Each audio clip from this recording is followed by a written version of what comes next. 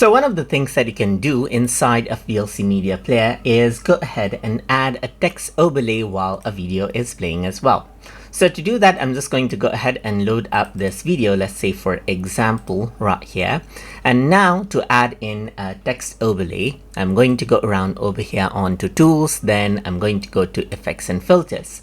Then over here what I can do is go to video effects and then go to overlay. So here you can see that add text is an option, and by default you can see that VLC is here.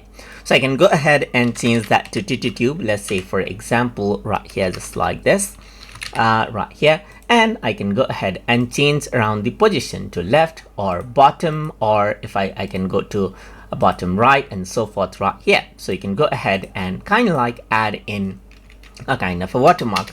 So you can go ahead and let's say for example go ahead and add in some space and you can see that you got some space right here accordingly right here as you go ahead and type that in. If you want to move out the section right here, you can also go around and then let's say for example keep it in the center as well. And that is simply how you can go ahead and add a text overlay on your video inside a VLC Media Player.